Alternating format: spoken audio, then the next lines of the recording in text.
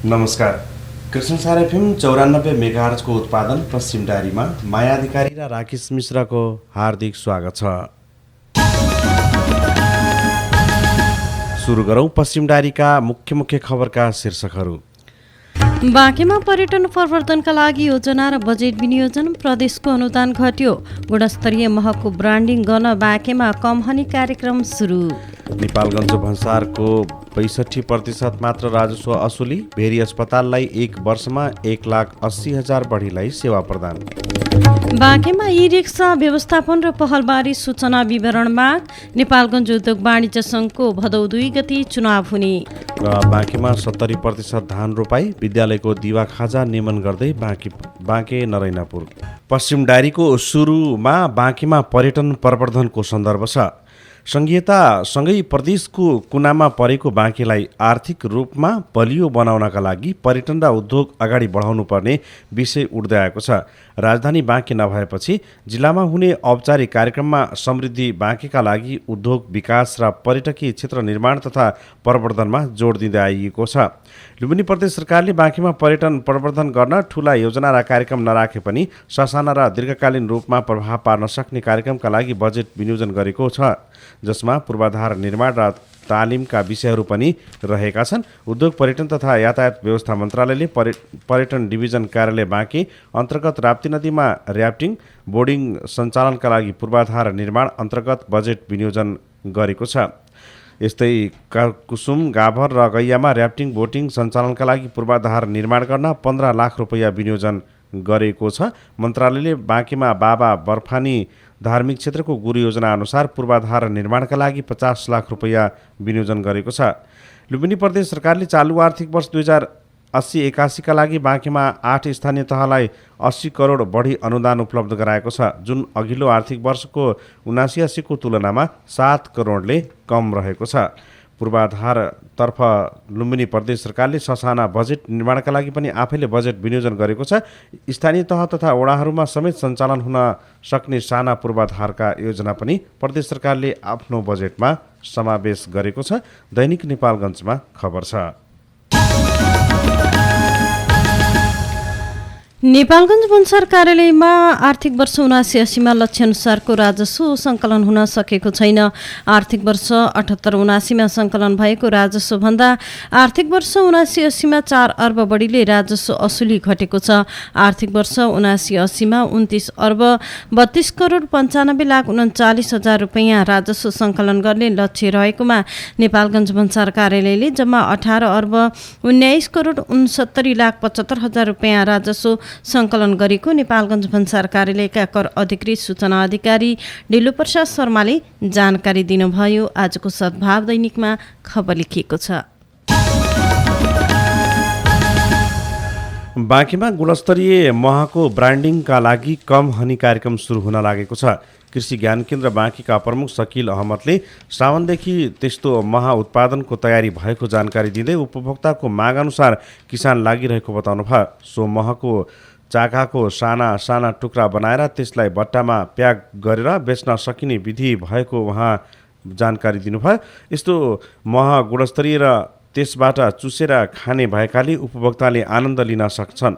कृषि ज्ञान केन्द्रका प्रमुख अहमदले भन्नुभयो, केही वर्षदेखि बाँके मह उत्पादनमा आत्मनिर्भर हुन लागेको उल्लेख गर्दै अहमदले मौरीको वंश सुधार लगायतका कार्यक्रम मार्फत रानो जातको मौरी उत्पादन भएको बताउनु भएको छ। झापाबाट केही रानो प्रजातिका मौरी ल्याएर जिल्लामा करिब 500 रानो प्रजातिका मौरी उत्पादन गरेका छौँ, उहाँले भन्नुभयो। दैनिक नेपालगञ्जमा खबर छ। बाँकेमा 100% रोपाइँ हुन सकेको छैन। साउन महिना सुरु भइसक्दा पनि वर्षात कम हुँदा रोपाइँ हुन नसकेको हो। बाँकेमा सिँचाइ सुविधा नपुग्दा आकाशे पानीको भर पर्नुपर्ने किसानहरूमा बाध्यता रहेको छ, जसको कारण साउन पहिलो हप्ता लाग्दा समेत सबैका खेतमा रोपाइँ नभएको हो। साउन सुरु भइसक्दा पनि पर्याप्त पानी नपरेका कारण कतिपय खेतहरू अझै बाँझै देख्न सकिन्छ। बाँके जिल्लामा अहिलेसम्म 70% मात्रै रोपाइँ भएको बाँके स्थित कृषि ज्ञान केन्द्रका निमित्त कार्यालय प्रमुख सकिल अहमदले जानकारी दिनुभयो। उहाँका अनुसार अझै 30% रोपाई हुन बाँकी नै छ। सिँचाइ सुविधा नहुँदा खेती किसानी गर्नेहरूलाई वर्षेनी हैरानी खेप्नु परेको छ, जसका कारण आकाशे पानीको भर पर्नुपर्ने अवस्था विद्यमान छ। सिँचाइ सुविधा नभएका कारण आकाशे पानीको भरमा रोपाई गर्नुपर्ने बाध्यता रहेको नरेनापुर गाउँपालिका 6 का किसान सोहलाल यादव बताउनुहुन्छ। आजको कालपृष्ठ दैनिकमा खबर लेखिएको छ। नेपालगञ्ज शहरमा ई रिक्साको व्यवस्थापन हुन नसक्दा दुर्घटना लगायतका समस्या बढेका छन्। पाइलै पछि भेटिने ई रिक्सालाई नियमन गर्न नसक्दा समस्या भएको प्रत्यक्षदर्शीहरू बताउँछन्। ई रिक्सा व्यवस्थापनका लागि नेपालगञ्ज उपमहानगरपालिकाले पटक पटक पहल गरे पनि अहिलेसम्म व्यवस्थापन गर्न सकेको छैन। यसै क्रममा नेपालगञ्जका अधिकारकर्मीले उपमहानगरपालिका कार्यालय र यातायात व्यवस्था कार्यालयसँग सूचना माग गरेका छन्। अधिवक्ताहरू विश्वजित तिवारी, वसन्त गौतम, बलबहादुर चन्द र विकास आचार्यले उपमहानगरपालिकासँग हालसम्म त्यस कार्यालयमा के कतिको सङ्ख्यामा ई रिक्सा र चालक अनुमति पत्र दर्ता र अनुमति पत्र प्रदान गरिएको छ, रोड पर्मिटको व्यवस्था, ई रिक्सा दर्ता ऐन नियम कानुन, ई रिक्सा दर्ता ऐन कानुन र कार्यविधि, ई रिक्सा व्यवस्थापनका लागि पहल लगायतका विषयमा सूचना माग गरिएको हो। ती 4 जनाले हिजै बाँकेको बाल गृहमा सञ्चालित विद्यालयको स्वीकृतिका बारेमा डुडुवा गाउँपालिकासँग पनि सूचना माग गर्नुभएको छ। कालपृष्ठमा खबर छ। बाँकेको नरेनापुर गाउँपालिकाले विद्यालयको दिवा खाजाको नियमन गर्ने भएको छ। दिवा खाजाका विषयमा विभिन्न प्रश्न उठेपछि त्यसको गुणस्तरमा सम्झौता नगर्न विद्यालयहरूलाई निर्देशन दिएको छ। शिक्षा शाखा प्रमुख कृष्ण कुमार थारूका अनुसार सामुदायिक विद्यालय, मद्रसा तथा बाल विकास केन्द्रलाई परिपत्र गरी दिवा खाजाको गुणस्तरमा तलमाथि नगर्न निर्देशन दिइएको छ। पालिकाले दिवा खाजाका लागि आवश्यक पर्ने सामग्री बढीमा एकपटकमा 6 महिनाका लागि सार्वजनिक सूचना जारी गरी दर माग गर्न भनेको छ। आजको मिसन टुडेमा खबर लेखिएको छ।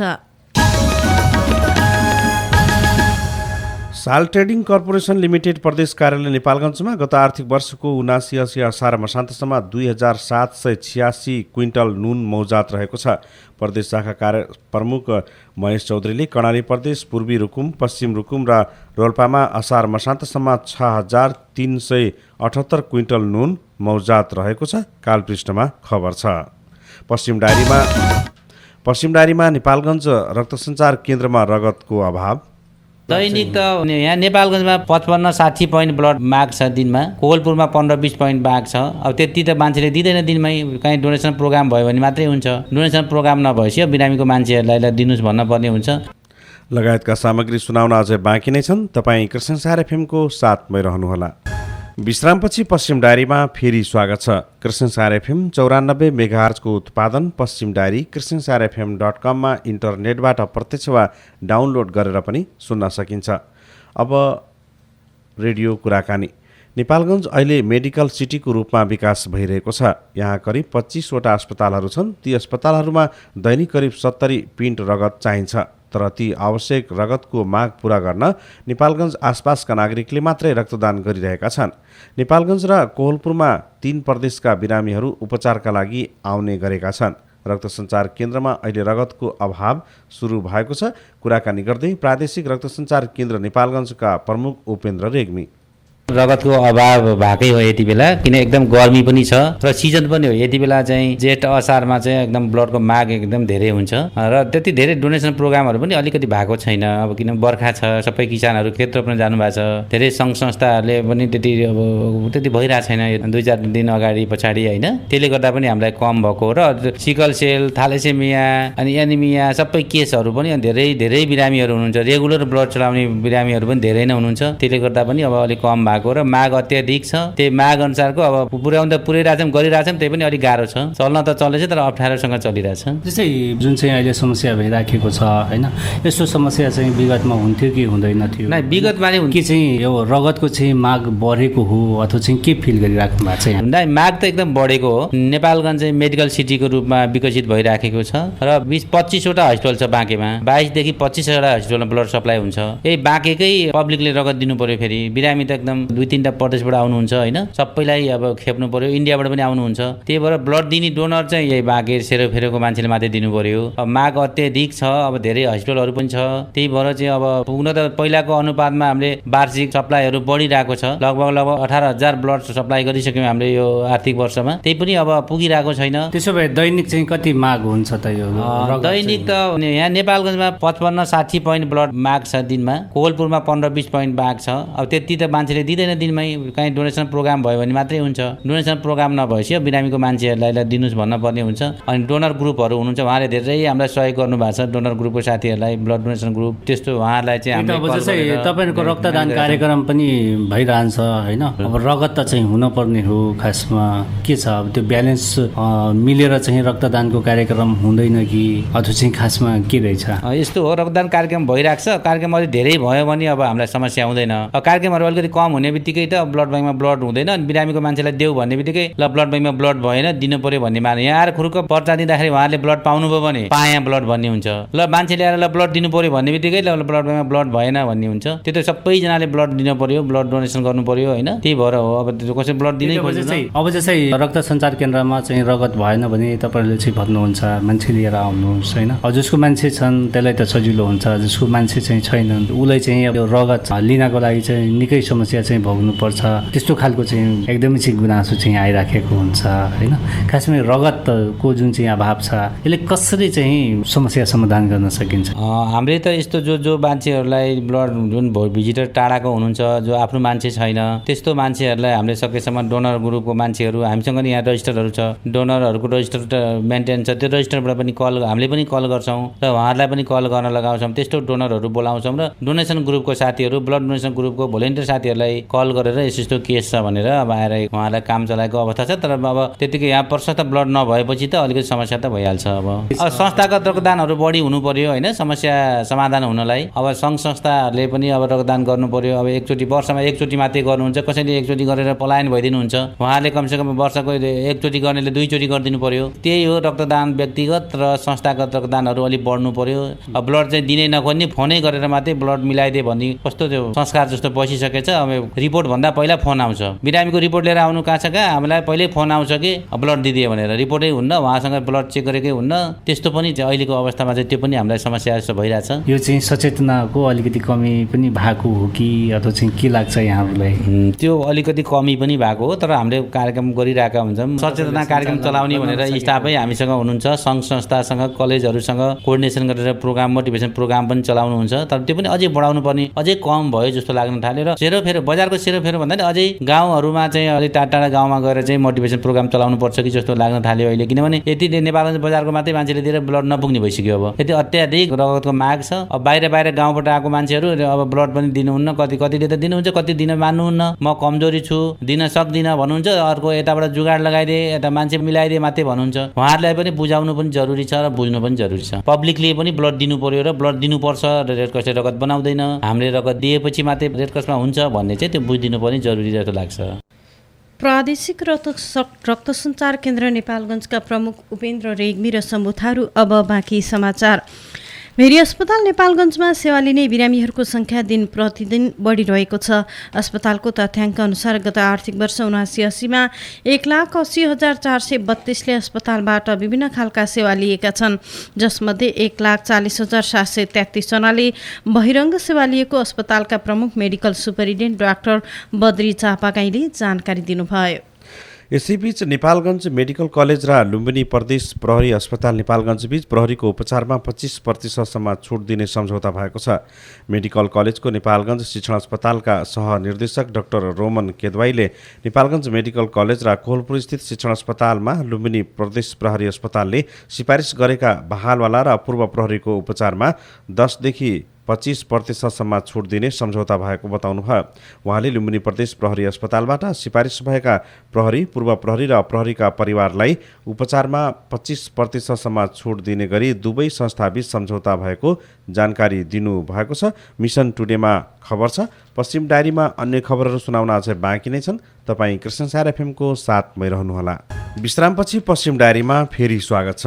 कृष्णसार एफएम 94 मेगाहर्जको उत्पादन पश्चिम डायरी कृष्णसारएफएम.com मा इन्टरनेटबाट प्रत्यक्ष वा डाउनलोड गरेर पनि सुन्न सकिन्छ।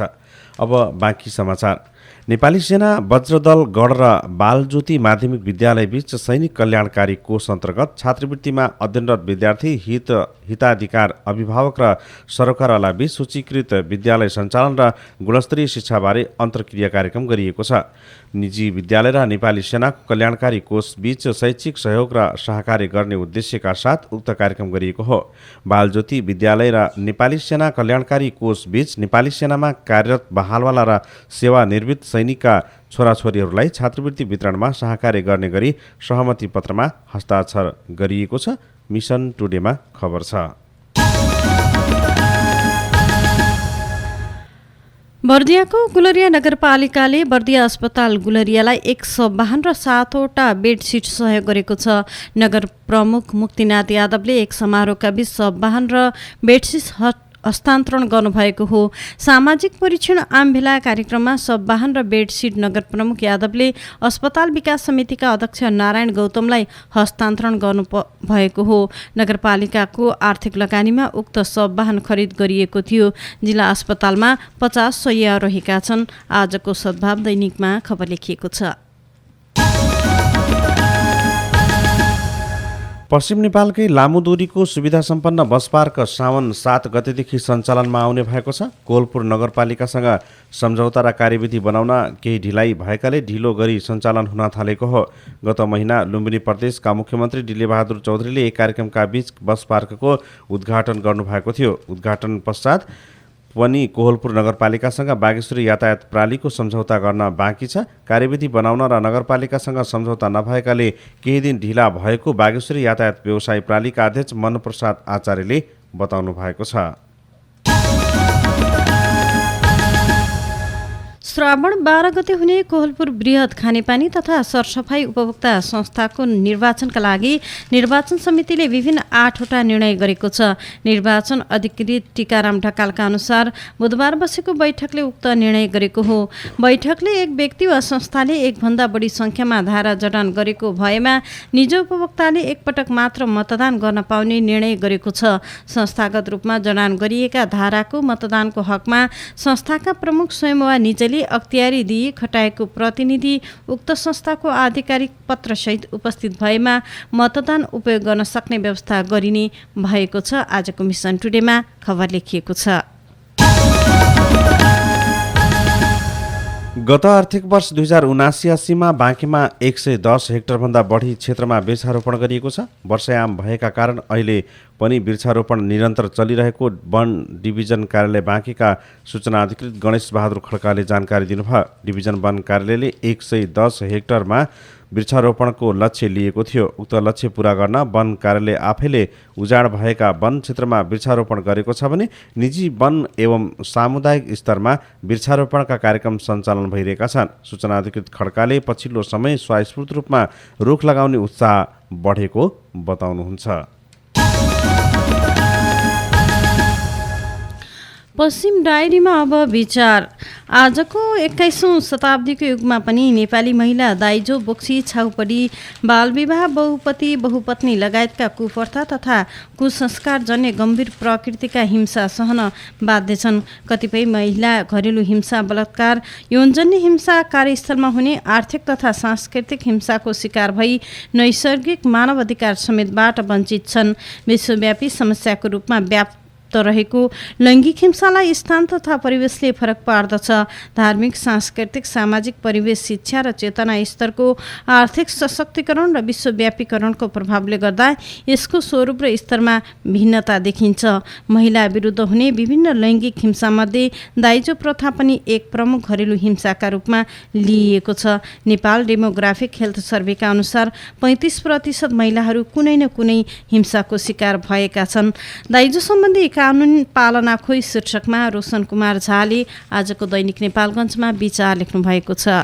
अब सम्पादकीय सम्पत्ति शुद्धिकरण मामिलामा निगरानी राख्ने अन्तर्राष्ट्रिय संस्था फाइनान्सियल एक्सन टास्क फोर्स एएफटीएफको नकारात्मक सूची ग्रे लिस्टमा पर्ने निश्चित जस्तो भए पनि नेपालले थप 1 वर्षसम्मको समयसीमा पाएको छ। असार 24देखि 29सम्म क्यानाडाको भनकोभरमा भएको Asia Pacific group on money लाउन्ड्रिङको वार्षिक प्यानरी बैठकमा प्रतिरक्षा गरेको नेपालले सुधारको लागि 1 वर्ष पाएको छ। विश्वव्यापी रूपमा सम्पत्ति शुद्धिकरण निवारणको काम गर्ने गरी 1989मा एटिएफले र यस अन्तर्गतका निकाय एपिजी सन् 1997मा स्थापना भएका हुन्। विदेशमा नेपालीहरूको गैर कानुनी लगानी र प्रत्यक्ष वैदेशिक लगानीका नाममा विदेशबाट स्रोत नखोलेको रकम ल्याउने नेपालका उच्च अधिकारीहरू नै सम्पत्ति शुद्धिकरणमा मुछिएको अवस्था जगजाहेर नै रहेको छ। सुशासनमा सुधारका लागि नेपालमा प्रयास नै नभएको होइन, अन्तर्राष्ट्रिय प्रतिबद्धता अनुरूप कानुन बनाउन पनि खोजिएको थियो। गत फागुनमा सरकारले विभिन्न 19वटा कानुन संशोधन गर्न केही ऐन संशोधन गर्न बनेको विधेयक ल्याएको थियो, तर यसलाई रोक्न सरकार संसददेखि राष्ट्रपति कार्यालयसम्म चलखेल भएको प्रष्टै छ। फलस्वरूप उक्त विधेयक प्रतिनिधि सभाबाट पास भए पनि राष्ट्रिय सभाले पारित समेत गरिदिएको छैन। त्यसैले आउँदो असोजमा नेपालकै बारेमा एएफटीएफको बैठक हुँदैछ। त्यति बेलासम्म संसदमा विचाराधीन रहेको विधेयक पारित गर्नेदेखि कानुनी शासनको आभास नेपालले दिलाउन सक्नुपर्छ, आजको कान्तिपुरले आफ्नो सम्पादकीयमा लेखेको छ। यिनै खबरसँगै बिहान 6:30 बजेको पश्चिम डायरी सकियो। बिदा माग्नु अघि मुख्य खबरका शीर्षकहरू फेरि एकपल्ट। बाँकीमा पर्यटन प्रवर्धनका लागि योजना र बजेट विनियोजन, प्रदेशको अनुदान घट्यो। गुणस्तरीय महको ब्रान्डिङ गर्न बाँकीमा कमहनी कार्यक्रम सुरु। नेपालगञ्ज भन्सारको 62% मात्र राजस्व असुली। भेरी अस्पतालद्वारा 1 वर्षमा 1,80,000 बढीलाई सेवा प्रदान। बाँकीमा ई रिक्सा व्यवस्थापन र पहलबारी सूचना विवरण माग।